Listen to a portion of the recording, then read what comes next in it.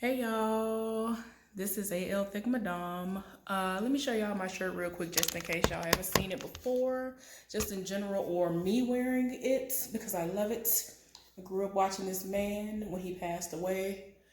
I was deeply, very much so in my feelings because when that man came on, it was a wrap. Everybody already knew, oh, my show on, I gotta watch this. I don't care how long it came on, I had to be up in there and watching it. So everybody knew what time it was when that show came on. But I digress. So anyway, y'all, as you can see by the title, this is the recap for Ready to Love. So it came on, and they are about to embark on a brunch. So Tommy tells them, like, yeah, y'all gonna have brunch and y'all gonna get to know each other. Y'all can go to each other's homes. Y'all gonna go out on these dates. And after it's all said and done, one man and one woman are gonna go home. So they end up eventually doing the lunch at whatever place they met at that particular time where that specific meeting actually happened. So, y'all, Angie is excited. She's this woman who has short hair. Now, I keep getting Angie and this other girl mixed up. She's not the one who, at times, at angles, she looks like Toni Braxton. I keep getting them confused. But anyway, she's excited. She says she's excited. And y'all, Terrell, who is the thick, bald head dude who wears the wooden ties and all this other stuff, he dresses up too. And I can't do it. He is extra like throughout this whole episode. Well, we're gonna get to that. So anyway, so the actual brunch begins and they start off with Tandy and Mario. And Mario is the guy who is the tax accountant who is 41. He had a marriage for like 6-7 years. And Tandy, I told y'all I like Tandy. She was actually in this show that came on at one point in time that was called Your Husband is Cheating on Us. And it was about the creation of a stage play. But yeah, she does all kinds of stuff. She's a singer. She actually does stage plays and all this other stuff too. Anyway, so they were having their moment and they were talking. They were getting along really, really well. And it's crazy because she was never even on his radar like that. And so he was in his confessional and he was just like, I never even, I wasn't even considering her. But now, that's changed. And she was here for him too. You could tell they both have an amazing chemistry. So I was like, okay, cool. Y'all, Reva and Carrie are talking. Reva is the woman who I told y'all before who'd been in the military and she wasn't that memorable like that. She might be like towards the end of the spectrum. As far as I'm concerned, she might be going home sooner than later. And Carrie is the guy who's like 50 something years old, 51. So they start talking and for some reason, she says to him that she has like 3 things that help to relieve her stress.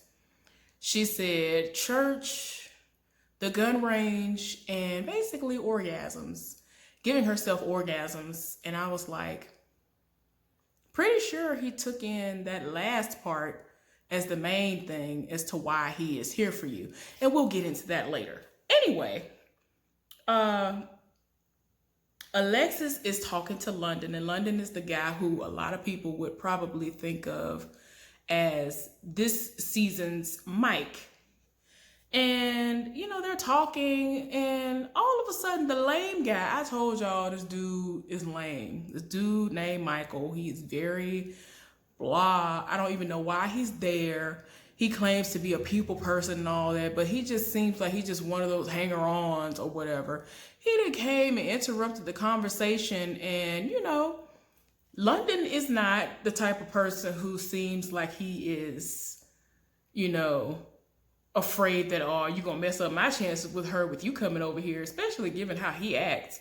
He was just like, he was fine with excusing himself. So he sat up there and immediately, old girl was just not even feeling him. And Alexa was just like, yeah, I don't even understand why he came over here like this. because the energy is not even there. So I don't even understand. If you have this much interest in somebody, you should actually show it. And he really was not even showing it like that. Like, he didn't do what he needed to do in order to get her attention. So I don't understand why he's there. Y'all, Nina, y'all know, the massage therapist, is this woman who, to me, looks wise, she kind of favors Ashley from last season. I don't know who she go to or if she do her own hair, but she need to talk to somebody, because every time she try to do this little rooster all over the head, whatever hairstyle, she be looking like she done came out of a sandstorm or a windstorm or something. And I don't know. I'm just trying to understand, like, are they catching them like at the end of the day, or did she roll out of bed like that? Because they said this was brunch. So almost this whole entire episode, she looked like a mess by the head. And I'm just like, girl, all these other people who have short hair, their hair look decent. Why yours look like a mess all the time? I digress. I'm sorry, y'all. I know my hair look like a mess, but I can comb my hair. I can braid my hair. I can cut my hair short and make it look decent. I don't know what she doing and what's the problem, but she be looking like a mess. So that's why I'm harping on that in this moment. I'm sorry, I digress, but it's getting on my nerve. Anyway, they're talking. She's talking to Brent, and Brent is the guy who has the gray hair and like the dark beard. He has like a little like patch of gray right here, but it's mainly black, and then everything else is gray. But I like it. I like his hair. He got this nice curl pattern. It's pretty cool. I like it. So they talking, and he was like, I just want you to be real with me about your situation, because the first thing she said was that she's a single mom. And she opened up to him, and she was just like, wow, why would you even ask me that? And he was like, we're just being real. So she expressed how her situation was, we decided that we were going to bring this child into this world. We decided that we were going to create this child, and then he left me or whatever. And then she, kind of broke down. And, he said he actually respected her openness to share that and all that stuff and her vulnerability. So I was like, oh, okay, cool. But I didn't really see no connection, at least at this point. So I don't know about all that. But okay. Y'all, Terrell, who is a VA advisor, he's trash. I'm sorry, I can't do it. He had the nerve to have like a moment with Divine. And I told y'all before that Divine was like one of the main people that everybody lives for. For some reason, she is like friends with Chica. And that's the guy who I told y'all all last episode that he's a dusty barber. I don't even know how he on this show. He looked dusty all the time. He looked raggedy. And I was right, as you're going to see later on in this recap. But anyway, he had the nerve, Terrell had the nerve to say to Divine that, she had some twins. And she was looking at him like, seriously, like, what are you even talking about? He said he was talking about her booty. Talking about, I like them twins in the back or something he was talking about. Because I was like, I really was confused. When he first said it, I don't know if I was halfway listening to whatever, but he said something about some twins. And I was like, is he referring to other women in this circle of people that they are getting to know and they're mingling with that kind of favor her or something? Like, is that what's happening? No, he was talking about butt cheeks. Of course, she was instantly turned off. She wasn't here for it. She was just like, yeah, I think this is about over now. Turned her all the way off. And I'm here for that. I don't blame her. He is trash. Like, he gotta go. He was lame before. And he feels as though because he put on a blazer and left off his wooden bow tie, that somehow that makes him different from how he normally is. His personality is still the same. So I'm just like, you didn't really change up anything except not having on a wooden bow tie. And I'm just like, anyway. Y'all, so apparently the woman whose name I was trying to figure out if it's Leisha or Aisha, it is Aisha. So, y'all, she crashed the conversation between Angie and Brent. And Angie already didn't really care like that because everybody is trying to secure dates so that they can get to know one another, of course. And Angie is on this whole, if you don't chase me, then I'm not here for that. I want a man who is going to chase me and who's going to show interest in me. I'm not doing the chasing. I ain't here for that. So she politely removed herself. And I mean, she didn't say that at the table, but when she got in the confessional, that's what she said. But she ain't here for that. So I mean, I get it. But old girl, like, she ain't really bond with nobody like that. And every time I see her, I'm like, I see you, but you ain't really talking to nobody like that. Ain't nobody really living for you like that. Nobody's really checking for you. So I don't know how much longer you gonna last and what you gonna have to do. But other people last season came from out of nowhere, so maybe she could do the same. But as of right now, I don't really see it. But okay, girl. And I mean, she actually asked Brent out on a date, and they both were in disbelief that he hadn't even gotten any dates. He had none secured, and they were like, "Oh no, you gotta be lying." He was like, "Nope, don't have any dates." So I don't know if he actually was waiting on somebody to ask him or what, but he had no dates lined up for the next however long it's gonna take for them to get down to the end of this actual episode. But he had none secured, and she asked him out, and whatever. Y'all, Kimber, she's somebody who I told y'all before was kind of at the back of the line. She's really pretty to me, but I was just like, you're not really doing anything at the moment. But she ended up hosting this group date, and everybody came out to like this place where you're gonna do potted plants and all this other stuff. So she invited Jimmy, and that's like her top pick. Jimmy is the guy who I told y'all he's not ugly, but he kind of looks weird, but he doesn't, like, I don't know, I can't really describe it. He has a nice smile. She invited Terrell, which is the dude I told y'all. It's just talking about butt cheeks, like I can't. Brent was there. Alexis came in late, but anyway, before Alexis got there, they were talking, and Terrell did explain a situation where he had proposed or was going to propose to somebody before. Apparently, he'd been in a relationship with somebody who lived in a completely different state, and he knew that she was going to be in watch night service or whatever, and so he went to wherever she lived to the church, and when he got there, almost everybody was gone, and people found out what he was going to do, and they were calling her like crazy, trying to get her to come up to the church. The girl never showed up, and I'm just like, to me, that's a telltale of what's wrong with you, because who wouldn't show up if y'all dating?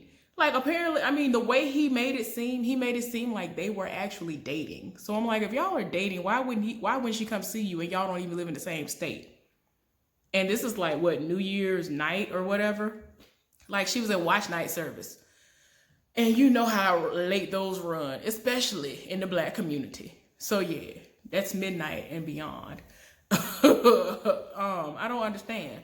So that girl wasn't here for you no way. Like, she see what we seeing right now on this TV screen, I'm sure.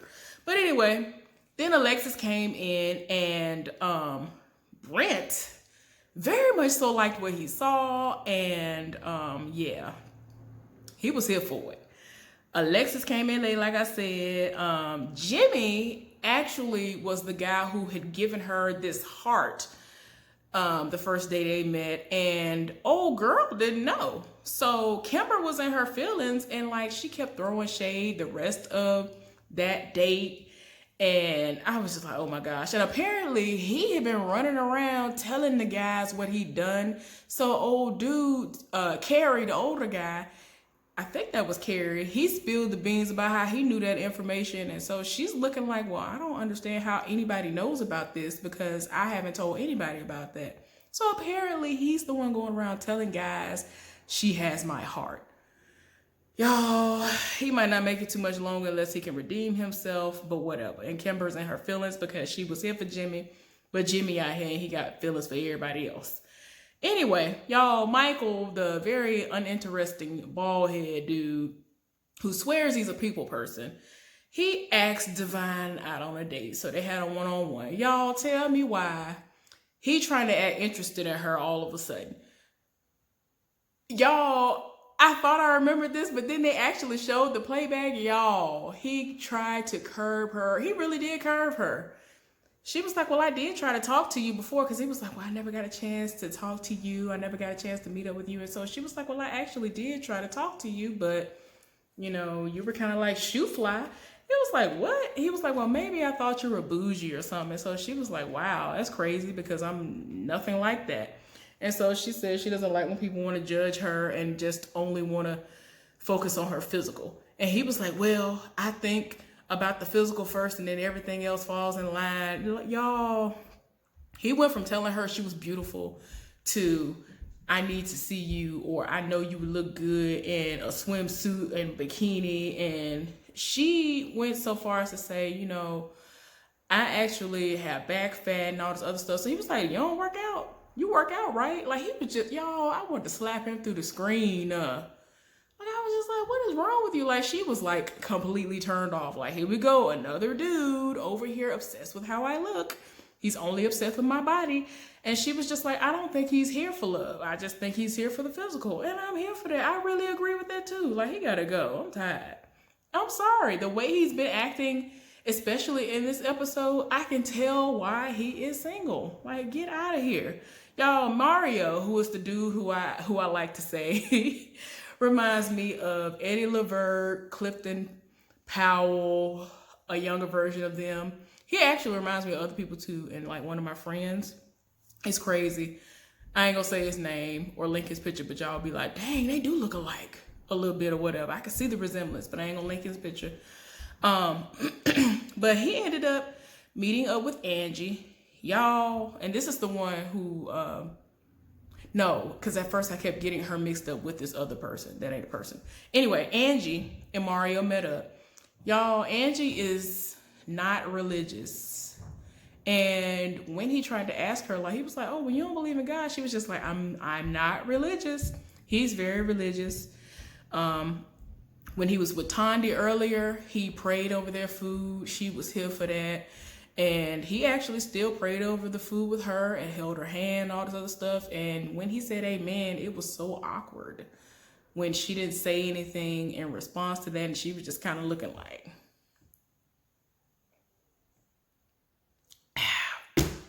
and so, you know, he said that he's not gonna like count somebody out because they are not religious or whatever, but you know, it kind of made him like take a step back. Because I know I've known some people who are not religious slash atheist, just don't identify with anything for whatever reason, but they're really good people. In some cases, I would never even go out on a date with them because of the things that they have said. You know, outside of speaking about religion, they are okay. But when you start talking about religion, it's just the way they say certain things. It's like, oh no, I would never be seen in public with you because this is too much. Like, this would be a slap in my own face if I were to even go out on a date with you. So I kind of get where he's coming from. So yeah, you know, and he kind of was drawn more into asking questions like, you know, would you marry somebody or whatever, you know, would you be here for marriage? And she kept saying something about the institution of marriage. And that's why he kind of started realizing like, oh, I don't know about all this. Y'all, anyway, the other group of people, Ashima wanted to host a dating situation with them. So she invited Carrie, Nina, Mario, Tandy, and I think that's it. So at that particular moment, and I don't know if y'all know what a peach roll is, what they did was they were on like this little, not necessarily a trolley, but it's kind of like hooked up, kind of like a trolley. And at a certain point when you first start off, everybody has to pedal to get to a certain point, and then the person who drives, they drive the rest of the way. And y'all just talk and drink or eat or whatever y'all gonna do on the thing. That's what they did. So after they got past the part where they all had to pedal as a group, Ashima was like, you know, who are y'all into? And so Mario was like, you know, as far as on this peach roll, I'm here for Tandy. And so, you know, it was very evident that she was here for him too. And Carrie said that he was here for the woman who is ex-military. I don't know why I can't think of her name at the moment. I don't want to say the wrong thing. But like I said, to me, she's not memorable like that. She's just not. Anyway, but he's very much so into her. And like I said, I think he's only into her because of what she said sexually about what makes her stress-free. We gonna see, because I think that's the only reason why he here for her, especially after I saw what happened in the preview. Anyway, Nina is in her feelings because she was feeling Mario. And you can tell how mad she was because it got to a point where she said something about something that she'd overheard. And so Tandy said, you can't be over here dry snitching. And she took tremendous offense to that and was like, you can't be called saying no black person snitching. You can't say stuff like that. I'm from the murder capital of the world. I was just like, girl, why? Why is we going there? And y'all just now getting to know these people. Y'all barely have seen these people for 24 to 48 hours and you setting it off. Like she went all the way off. Like she was really getting into it with her. So Mario was able to calm Tandy down. And Tandy, even though she has already, I've seen her in action, like she can go there with you, but she was just like, I'm trying not to go there. I'm trying to be this type of person. And Mario liked the way that she handled the situation. So they actually, she switched seats with somebody and was able to sit by Mario. Oh, Ashima. And was sitting next to him, and he, you know, they actually did a little peck on the lips, and it actually looked genuine. I was like, okay, I see this little connection going on. I see this little connection. Oh no, that might be the first real connection I see, like for real, for real. Oh y'all, and Ashima still lives for Darren or whatever his name is, Darren, the dude who, in my opinion, he has the what I like to call fatback frohawk. To me, he has a combination of what the guys used to get when I was in school called a fatback with an afro. I mean, what I just said, mohawk. That's what it looked like to me. He got one of them. I'm just like, okay, girl, y'all be setting it off. I don't know what it is about him. I haven't seen anybody, if anybody's even done a review for this, but I'm hoping that somebody that I live for that does reviews has done a review on this. And if this person says anything in particular about Darren, I will tell y'all that has been my exact sentiment, especially after seeing this episode. So anyway, let me go ahead, y'all. Ain't much longer. It's not much longer. It's not much more. Okay, so after that situation went away, they ended up having the mixer.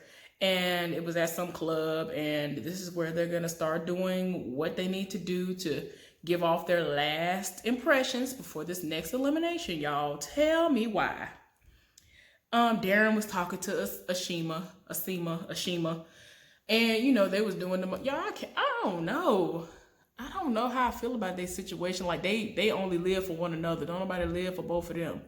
So I'm just like, why don't y'all just get off the show and go screw or do something? Because I don't know. I can't do it. I don't know. I don't understand it. Anyway, London was all up on Divine to the point where he was smelling her like, you smell so good. And so she was like, well, if I had anybody who was chasing after me before, when they saw you sniffing all up on me like that, you know, you kind of scared them off. So y'all, Nina is in her feelings behind what happened at the peach roll, and she's just like, well, I do want to be out here and I want to do this and I want to do that, but nobody is receiving Nina the way Nina needs to be received. I'm just like, why is she speaking in third person? I got real tired when she started speaking in third person. I'm like, why are you talking about yourself in third person? What's going on here? I don't understand. Anyway, y'all, Chica came out of nowhere. This is the Dusty Barber dude. So he overheard a sentence or two about what happened at the peach roll. And, you know, Ashima was like, you know, I think they need to squash this beef. And, you know, I think they need to talk about it, talk it out, whatever. Chico gonna get in his feelings and was like, yeah, what's going on? And at first he tried to act like he was gonna be a peacemaker. And Tandy and Nina were literally in the middle of trying to have a conversation about where things went left. And he started talking crazy. And then I was just like, what is, y'all, I cannot. Chico tears my nerves up. I don't understand why he here. He dusty. He just, I don't understand why he on the show. Don't nobody want you. Ain't nobody said, ooh, I live for Chica. Nobody. Why are you here? Anyway, so he whining about a situation that ain't got nothing to do with him. He wasn't there. And even Ashima was like, man, you wasn't even here. And even London tried to, kind of butt in a little bit. And then she was like, man, neither one of y'all were there. Just let these women, smooth it out on their own. We can handle our own business, right? Why she say that? He done sat up here and got loud with Ashima, telling her she better check her mouth. I was like, hey, who are you? Sir, who are you? Y'all, I was so tired of my spirit. Y'all wanted to reach through the TV on him. I wanted to snatch a cank in him through the TV screen. So he really got up and started walking around. Like, I hate dudes like him. I cannot stand. I'm sorry to use the word hate, but I cannot. He's one of those people, he really does come off like he can be very violent at the turn and drop of a dime out of nowhere. He just got up and started pacing all hard and fast, and still he's one of the people like, and he's just walking around talking. And it's like he's one of them, he's making it known, I am talking about you. I said what I said. And it's just like, why are you so angry about a situation that has absolutely nothing to do with you? You were not there. You barely know the subject matter as to what even happened for them to even get to that point. Y'all, I was so tired. I was like, why is he here? So Ashima shut completely down because she was just like, I can't believe he done rolled up on me and stood up on me and did all this. And I'm not finna even entertain this no more because I'm not used to no man doing all this foolishness to me. So anyway, I hope you go home. Anyway, Nina and Tandy had their moment and she was in her feelings and she was like, I feel embarrassed. So, she and Tandy talked, they hugged it out, they squashed their beef, and they're cool now or whatever. Y'all, so later on, Angie was minding her business. Terrell, old dusty dude that's supposed to be like over the VA advisor, he tried to roll up on her and said something about like, what you got going on, pretty teeth? And so she was like, you gonna have to come with something better than that. Like, y'all, I cannot. And then like he tried to turn around and talk about something else. I was just like, just stop. Like, I can't wait till he go home. Anyway, it's just to the point where when Tommy was asking these various people who you want to stay, who you ain't feeling, just about everybody want Divine to stay. Just about everybody want London to stay. Everybody live for basically those two. They actually now like what's her name? I don't want to look back on the paper. What's her name? The one I told y'all about who last time she was, y'all, I'm gonna have to look at the thing because I don't know why I can't think of what her name is. Kimber. They like Kimber now, so I'm here for it. Y'all, I said Mike. London definitely wants Divine to be here, and she, likes him as well. So we gonna see where that go. I don't know. Y'all, the people who went home are Michael, thank goodness, and that's the lame dude who think he doing something and he ain't. And I don't even understand why he was there to begin with. And he was being mad, disrespectful, and trifling. And then the woman who went home was Angie, and that was the woman who is an author who is not into religion or whatever. And I was like, whew.